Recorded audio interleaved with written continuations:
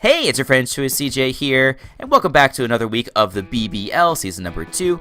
This is our Week 5 Team Builder and Battle versus the New South Wailmers, coached by none other than the Flying Bird. Bird and I have had the chance to interact with one another in the past year or so.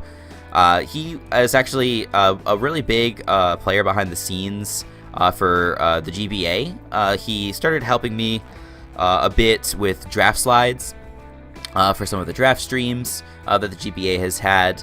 He's also been involved as an analyst for GBA. I know that he likes to joke around a lot and troll, and I know that like for some people maybe that's like not what you really care for. But after working with Bird with GBA and all that stuff, I really respect his dedication and his passion. A lot of people, when they make commitments like that, they sort of flake out and don't want to do analyst work for an entire season, or they promise they'll help with graphics and then they disappear when the time needs. But Bird's always there, so I have a lot of respect for Bird in the Pokemon community for sure. So make sure you go check him out down in the description below. Before we get to this team breakdown, just want to remind you guys, of course, if you missed my battle last week, do recommend you check it out. We went up against none other than Gypsy King and his Sydney Sharpedos. We had a very, very close battle. Very exciting. Definitely recommend you check it out if you get the chance. I'm going to spoil it real quick. We did lose. I guess it's not really that much of a surprise. It is freaking Gypsy anyway. But it does put us into a 3-1 record coming into this week. And, 3-1 is pretty good for sure. After this week, what I would say is that 4-1 sounds a hell of a lot better than 3-2 in terms of overall record. So I'm feeling a lot of pressure to win this week to make sure that I stay near the top of the standings. And this matchup is certainly going to prove to be tough. It's not going to be very easy for me to accomplish that goal. Bird has a team that features Tapu Koko, Hawlucha, Mega Metagross, Volcarona, Shaman, Zygarde 50, Kangaskhan, Volibee, Lapras, Gothorita, Alolan Muck, and Palo-Sand. And so, Koko Lucha is just scary as it is. But the fact that he has that, versus my team is just so freaking hard to deal with. Because, if you've noticed, my team relies a lot on Arceus. Maybe Medicham into Arceus. It's very reliant upon that. So the fact that he has two Mons that pretty easily outspeed Arceus and threaten it with super effective stab, it automatically makes this a hard matchup. And then he has other scary things on his team. He has lots of really scary setup options, like whether it's Quiver Dance Volcarona, Dragon Dance Zygarde, even Curse Muck, if I'm not careful, can be scary. He has lots of scary setup options to complement just his really fantastic offensive core of Koko Lucha. So I had to build a very different team than what I've normally built for this season, and just in general, I don't tend to play very defensive. If anything, what I do, I just rely on good typings and resist berries for defense. I don't really rely much on bulky Mons if I can help it, but I had to bust out the bulk this week. Big shoutouts to the front office for all the help, of course. That's going to be Bronson, Phantom Base Tyler, The Confusion, Josh Ultraplayer, Jacob as always, Omega Jolteon, Skyrander. I also want to give a special thanks this week to Leo, 6-Foot Hacks, and also Under the Radar, aka Kelly, for giving me a little bit of feedback on the team as well. So they definitely helped me with this construction this week. So without further ado, let me just hop on into the team, and then we can hop straight to the battle afterwards. So I have a Scarf Chomp to take on Bird's team this week. I think this is the most obvious bring on my entire team. Garchomp is a great revenge killer for Koko, Metagross, +1 Volk, +1 Zygarde. It can drink one from a boosted Hawlucha, I think. Maybe it can't. Maybe it's only a neutral. I don't know for sure. I don't remember the calc off the top of my head. But anyway, it's just really nice for revenge killing. And then just as a late game a win con, it's also pretty good. Just because if I get to so what am I trying to say? So Scarf Outrage or Scarf EQ can potentially be good depending upon how the match has played out. And even in the mid game, like Garchomp is scary because his 2 Dragon Resists are both weak to Earthquake. So it makes Garchomp a very scary mon to prep for. It's a pretty standard spread, just enough to outspeed Volcarona, yada yada. For Arceus, I have a physically defensive 3 attacks recover set. So besides Hawlucha and Koko, Arceus actually has a good matchup versus the rest of his team because nothing else switches in. He doesn't have other Dark Resists besides Muck, which doesn't threaten Arceus really at all. I do have Earth Power to bop it for a lot of damage. And then he doesn't have anything to really threaten me. He doesn't have another bug type. He doesn't have a bug type. He doesn't have another fighting or fairy type. So Arceus can definitely do very good at walling his whole team.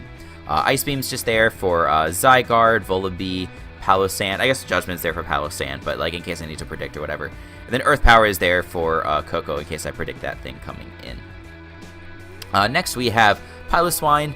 It's a mixed defensive set with a bit of attack investment. The attack investment is there to 2-hit KO the Zygarde set that I'm expecting. Like based on like he could run like close to max speed to try and outspeed like Xatu, like max speed Xatu and stuff like that. Or like max speed Quillfish, but realistically, like the only thing on my team that he's probably that worried about outspeeding is Heatran. So if he reaches enough speed for Heatran, puts the rest into attack, like he has like 150 something HP investment. So this attack investment allows me to 2-hit KO with Ice Shard.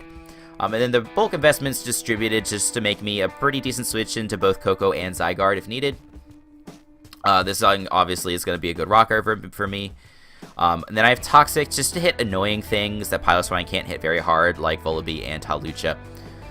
So yeah, it's just a kind of a bulky pivot, particularly for Koko, but also potentially Zygarde. Next we have Quillfish, Full Fizz Def with Black Sludge. This is my 100% Hawlucha switch in. I'm only bringing this for Hawlucha. This is not really meant to deal with anything else on his team whatsoever. So ideally, I'm not bringing in this Quillfish at all before his Hawlucha gets its Electric Seed boost. So I can come in, I can Intimidate it as he potentially goes for Swords Dance. I can throw off a Haze as he goes for a pretty powerful Acro. I get a bit of recovery from my Black Sludge. And if there's no hazards up, I should be able to then live an unboosted Acro and fire off a Pain Split and get off a good chunk of damage versus that thing, as well as get a good bit of recovery versus us, or for us. Then the Ice Beam is there to do the maximum amount of damage to Hawlucha. It's also, like, that's useful compared to a physical type move, just because if for some reason I can't Haze versus the thing, Ice Beam does the most amount of damage versus a Hawlucha with a defense boost. Then Spikes is there in case I get the chance to click it versus that Hawlucha, or if I want to like bring this in as like fodder versus a Mon, get off a Last Ditch Intimidate, and then I have an opportunity to click a Spike. That's kind of what it's there for. Then I have a Spidef Heatran with Shuka Berry. So Spidef Heatran, it's there definitely for Volcarona. And Shuka Berry is for potentially hitting ground Volcarona, because that's his best way of hitting Heatran with Volk. Shuka Berry is, of course, useful as well for potential Zygarde or Metagross plays. Like, I can definitely pop both of those Mons for a lot of damage with Fire Blast or Hidden Power Ice. This Mon's also bulky enough to deal pretty well with Tapu Koko. We are not 2-hit KO'd by Life Orb Thunderbolt with this spread. So yeah, otherwise we're just there. You know, Rock Slide is going to be there for Volcarona. Earth Power is to hit the Koko for very high amounts of damage. And yeah, so it's a pretty self-explanatory spread. Then last but not least, I have Mega Medicham with 4 attacks, including Bullet Punch for priority. Bullet Punch isn't going to do a ton of damage to any Mon, but in case I just need a tiny bit of chip damage on a Hawlucha or a Koko or a Zygarde or something like that, I thought Bullet Punch could be useful. He has plenty of ways to revenge kill this, right? Like Zen Headbutt on Metagross, Acrobatics on Hawlucha, Dazzling Gleam on Koko. But besides that, like, if Medicham comes in versus something that it outspeeds, it gets a kill. So that, like, made it kind of worth it to bring. And I didn't really know what else I wanted to bring. I could have brought Ampharos, but I didn't think Ampharos had a really great matchup and didn't really deal with Koko well enough.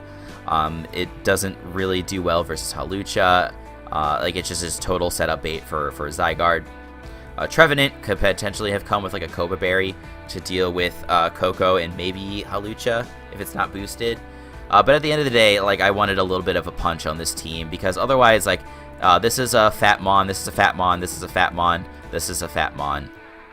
Like, I wanted something that packs a punch, damn it. So that's the thought process with the Medicham. It's sort of like the 6th Mon that I added, and just seems like it could be good. Like, yeah, like it definitely OHKOs, like, you know, even stuff that resists, like Volcarona with its Rock Slide, and then Ice Punch can easily take out Zygarde and stuff like that. So that's the team. Now let's hop on into the battle. So Bird's elected to bring his Shaman, Palossand, Hawlucha, Mega Metagross, Zygarde, and Tapu Koko. So the main thing I'm surprised and relieved not to see, of course, is the Volcarona. I knew that was going to be a very scary mon for me to deal with. It's the main reason why I brought the Heatran. But I can respect that he chose not to bring it. I have 2 pretty obvious Scarfers that can deal with a +1 Volcarona. And then like a bulky Primarina or Heatran can stop it if I'm smart and I preserve those mons for Volcarona. So he's elected to instead bring something like Palossand. So he hasn't brought Palossand, I don't think, this season yet. So he'll probably bring it and try and get some rocks up versus me. I don't know if he's brought rocks on Metagross in previous weeks, but definitely with Palossand on the roster gives his Metagross the opportunity to run 4 moves, which is always scary. Like, Metagross always has like really fantastic coverage moves for hitting opposing teams. And sometimes, like, you know, yes, like one Pokemon can beat Metagross, like if it has a certain moveset, but usually you have to sack something to find out what that moveset is, if that makes sense. So, like, for example, if he, like Garchomp can probably beat non-Ice Punch variants of Metagross, but I probably have to sack something in order to find out that it doesn't have Ice Punch. Hopefully that makes sense. But yeah, so relieved not to see that. Everything else is pretty scary. Like Metagross, Zygarde, Koko definitely is scary. Hawlucha, I think it's the #1 threat. I just have to be very smart and not use my Quillfish to check anything else on his team. And then I should be alright. So in terms of leads, I actually like leading with Heatran quite a bit, just because unless he leads with Hawlucha, I can like do a tremendous amount of damage to everything, and Hawlucha doesn't really make sense for him as a lead, because he probably has it as an Electric Seed Sweeper. And so, if I can get something like his Shaman or his Metagross in on turn 1 versus my Heatran, they should be expecting to do a tremendous amount of damage to me with the Ground-type moves that they pack. But then I can fire off a very powerful Fire Blast versus either of those things. And so, if I can get the Shaman weak, that sets up really nicely a late-game EQ sweep with my Garchomp, assuming that Hawlucha has been removed. And then if he leads with his Metagross, that would actually be even better, because then I can set up a potential late-game Outrage sweep. I guess I just need the Koko to be eliminated in that case. So, like, I need to get damage on those 2 Pokemon, either eliminate Hawlucha or Koko, and then I can sweep with one of my stab moves late game with my Scarf Chomp. And so yeah, I think Heatran helps me out with that plan quite a bit. Yeah, I'm just hoping he doesn't lead Hawlucha. He's not like a weird like Scarf or Band set or something like that. If he is, then I'm definitely in more trouble. So anyway, yeah, let's go ahead and click play and get right on into this battle. So we're going to wish good luck, have fun to him, of course. And we're going to see how this match plays out, see what he wants to lead with. He is actually going to, as we're about to see in a moment, lead with his Shaman. And that actually puts us in the position that we wanted to be in, like I was explaining a moment ago. So even if, you know, we're going to end up taking a little bit of damage on this Heatran, I don't really need the Shuca Berry for anything. It's worth burning the Shuca Berry, I think, just to get the little bit of extra damage on the Shaman. And so it doesn't do very much. It does like not even 60 HP worth of damage, so it's probably not offensively invested. I was thinking like maybe it would be Fizz Daff in order to deal with something like Garchomp, but as you can see, that Fire Blast did not even do half. So this is definitely a Spadef AV Shaman.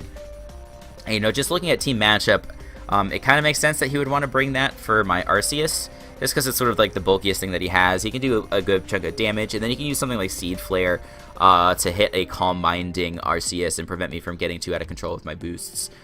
So it's funny that I'm bringing it in my Arceus on this Shaman when he's kind of built this Shaman to deal with my Arceus, but I don't really have another way to hit Shaman now that I've burnt my Shuca Berry on my Heatran. As you saw there, he unfortunately missed on the Seed Flare versus my Arceus, so that definitely sucks for him, because having that little bit of chip damage would be quite nice. Now my Arceus is not going to be pressured to click Recover later in the game. I'm going to be able to comfortably switch it in on things like Metagross and Zygarde if I need. But facing this Koko, I'm just going to go into my Piloswine. He's showing that he's Dazzling Gleam. He probably does not, and based on the damage, he does not a Life Orb or Specs or anything like that. I throw off the Stealth Rocks because I'm not expecting him to stay in here. I made a little bit of a misread in the match. Based on the Ice Beam damage, I thought he might be AV, but it turns out he was actually Shookaberry. So the reason that he threw off the Dazzling Gleam versus me there was because he thought I would go for EQ and that he'd be able to live it.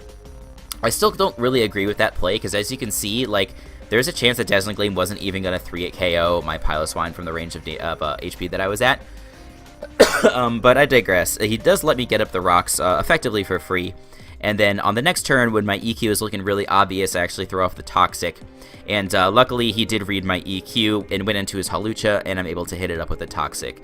So even if this Hawlucha is somehow able to put in the work versus me, I'm going to still be alright in the long term, because it'll eventually end up dying to Toxic damage. But I do go into my Quillfish, get off the Intimidate as he goes for the SD. And he's going to follow up with the Acrobatics. This shouldn't be able to do a ton of damage to me, like 60% max. It does like 53-ish% or so, and then I can throw off that Haze. And so the combination of my Black Sludge and the fact that he no longer has a boost means that the next Acrobatics is not going to be able to kill me. I don't even know if the next 2 Acrobatics could kill me. But I'm feeling safe enough that where I can actually go for a Spike. If he wants to go for damage versus me and eventually kill me that way, no problem. I've pretty much done my job. He no longer has the Electric Seed to get more boosts. He doesn't have any SD boost or defense boost or anything like that. So if he wants to try and get as much damage versus me as possible, I can go into like my Garchomp and throw off an Outrage versus it, so it's fine. So yeah, that's why I went for Spikes, even though there's still a Hawlucha in front of me that's the biggest threat to my team. It works out because he does choose to go into his Palossand versus my Quillfish. Maybe he thought I'd be going for a Water move and he could get the Water Compaction boost. But afterwards, I go into my Arceus as he goes for Rocks. Rocks are definitely going to be annoying, but it is what it is.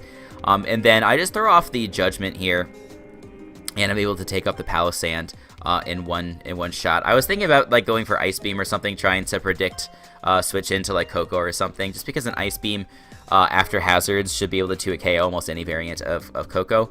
But he just leaves it. I just go for the Judgment instead, because I figured Judgment is still going to do a decent chunk to cap Koko in combination with the Hazards. But anyway, he does bring that in after letting the Palossand go down. And I'm going to go into my Heatran here, because he should want to throw off the Dazzling Gleam, facing down that Arceus. And then the T-Bolt follow-up should not be able to kill my Heatran. And you are going to see that I live quite comfortably, and I'm able to throw off a Fire Blast versus this thing. I guess Earth Power would have been the safest play, because it has a guaranteed chance to hit, whereas Fire Blast does have a chance to miss. But Fire Blast I thought would cover some of his other switch-ins a little bit better, like Hawlucha, if you wanted to be aggressive and go into that. So now he brings in his Zygarde here. Heatran doesn't have any real value left on the team. So in case he decides to be, go crazy and set up Dragon Dances right in front of me, I'm just going to stay in and click HP Ice. There's no reason for me to do anything different with my Heatran. And so I could go into my Arceus here and throw off a Ice Beam versus this Zygarde. But just in case he's like Ice Punch or something, or not Ice Punch, Yachi Berry or something like that, I'd rather go into my Medicham first and throw off a High Jump Kick. Because I think High Jump Kick has a pretty good chance to kill offensive Zygarde from that range, from like 84%. Or at least put it in range of dying to Bullet Punch. If he's Scarf, it's not going to kill me with like a Scarf 1,000 arrows in that situation. If he was Banded, well then I know that he's Banded, and then it's a lot easier for me to deal with. He does switch out into Shaman on my High Jump Kick, and I do unfortunately miss. In the grand scheme, I don't think that matters that much, because I was able to follow up with the Bullet Punch from Shaman. I guess maybe I would have been able to live one hit from this Metagross if I was at full HP. But it's okay. Like, I'm in a pretty good position where I can let this Medicham go down to whatever Meteor Mash that he wants to go to, and then I can go into my Arceus and throw off the Judgment and pretty much win the game from there. So I do just stay in here and click High Jump Kick, and he actually goes for the Agility. So pretty much I'm leaving Medicham in here for the same reason I left in Heatran versus the Zygarde. If he does want to go for some sort of setup move, like that's kind of the only way that I can put myself into a losing situation. Even if he takes out my Medicham, I do lose one Pokemon for additional differential points, but at least I don't lose the game, or have a risk of losing the game, which would have been the case with that Metagross. So now he goes into his Hawlucha. He's going to be able to kill me with the Acrobatics, no setup shenanigans this time. But because this thing is weakened and his only other Pokemon is Zygarde, I'm in a really safe spot to just go into my Garchomp, click Scarf Outrage, and win the game. And so after these next 2 turns, we're going to get ourselves a nice 4-0 victory, which has me feeling pretty good about our whole matchup. This was such a scary squad for me to go up against, with Hawlucha and Coco just being able to eliminate my best threat in Arceus. I would say I got a little bit lucky. Bird was saying he felt really pressured to bring in his Hawlucha early in the game. I guess just because like Arceus was proving to be so hard for him to kill. So he thought that if he got into Hawlucha and started getting boosts earlier on, that it would put him in a more favorable position. But that sort of played into my hands a little bit. I was able to go into Quillfish, use the Haze to get the boosts away from him. That also helped that I was able to land the Toxic on that Piloswine because it removed any sort of longevity that Hawlucha might otherwise have. And then without the Hawlucha, like, yes, the other things on his team are scary, but I had good responses to all of them. Like Zygarde, I have my my Piloswine and my Arceus 4, and also my Scarf Chomp. The Metagross, as you saw, like, I was able to one-shot it with Metagross. I still had a bulky Arceus in the back for that. Even with Quillfish still in the back, I could throw off an Intimidate versus it to make it so that a different member of my team could live a hit from it. And Coco, like, was not that hard to wear down once I got up the hazards. I had the ability to revenge kill it with Garchomp, and Piloswine can lift pretty much any hit and kill it with EQ. So, yeah, it's really the Hawlucha, once that thing was neutralized, it just really swung the momentum into my favor and gave us a good winning position moving into the late game. So, good game to Bird. I know that from talking to him afterwards, he's like, man, the stupid Arceus Dark is so broken. I don't know why we allowed that. And I have to agree with him. This thing has been a nightmare for my opponents to prep for. Not everybody's tried to prep for it, mind you. Like, my first 2 opponents didn't even bring Dark Resists. But Bird definitely did a better job of preparing for it. He even had Phytinium Z on his Zygarde, which is pretty spicy. It's a very, very good way for him to kill a physically defensive Arceus like I brought. But my Arceus was not my featured sweeper this week. It was a bulky set, and so the bulky set was much better able to deal with some of his Pokemon, like the Shaman, for example, and definitely would have been good for dealing with like Metagross. And obviously it one-shot that poor Palossand, even without any special attack investment. So we are going to be going up to a 4-1 record this week, and next week we go up against Sparks the God and his puffy Pachirisus. He's got a scary team that features Mega Blaziken, and has the really frightening flinch core of Shaman, Sky, Jirachi, and Togekiss. So we're going to have to play our very safest versus that sort of team, because the hacks can definitely spiral out of control versus a squad like that. So we're going to have to think very hard about how we're going to prep for the next week. I do hope, of course, that you'll check out that battle.